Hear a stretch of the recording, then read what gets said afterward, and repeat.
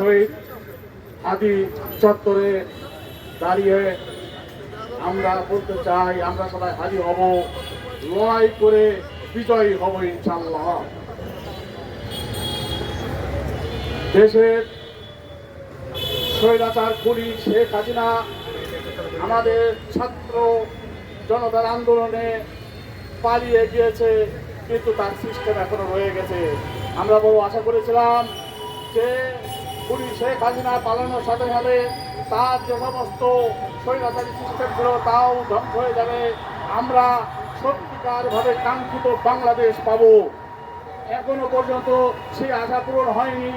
বিচার হয়নি শাপলা চত্বরের, বিচার হয়নি পিলখানা বিডিআর হত্যাকাণ্ডের, বিচার হয়নি ৭৫-এর ১৫ আগস্ট বিপ্লবীদের জেলখানা হত্যার, বিচার হয়নি ২৪-এর জুলাই আগস্টের গণহত্যার, বিচার হয়নি সাংবাদিক সাগররুনি সহ অসংখ্য আওয়ামী দ্বারা অপকর্মের যে সমস্ত অপকর্ম হয়েছে তার কোনো বিচার হয়নি।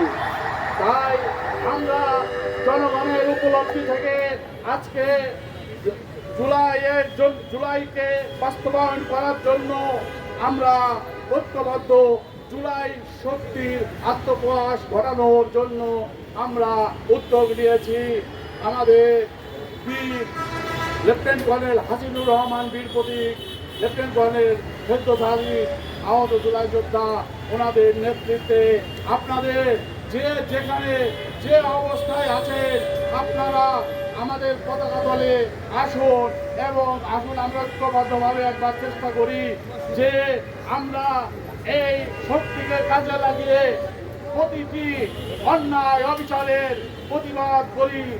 এবং আমরা বলবো যে যদি আপনারা যেহেতু ব্যর্থ হচ্ছে, জাতীয় বিপ্লবী সরকার গঠন করুন, যারা বিপ্লবকে ধারণ করেন। প্রয়োজন হলে ৭৫ সালে ১৫ আগস্টের যে বিপ্লবীরা এখনো বিদেশে আছে তাদেরকে নিয়ে আসেন, ২৪-এর জুলাই আগস্ট বিপ্লবীদের একত্রিত করেন, যারা বিপ্লবের চেতনাকে ধারণ করেন তাদেরকে নিয়ে জাতীয় বিপ্লবী সরকার গঠন করে সমস্ত বিচার সমাপ্ত করুন, সমস্ত সংস্কার সমাপ্ত করুন। তাহলে আমাদের কাঙ্ক্ষিত বাংলাদেশ আমরা পাবো। এই আহ্বান সবাইকে জানিয়ে আমি আমার বক্তব্য শেষ করছি।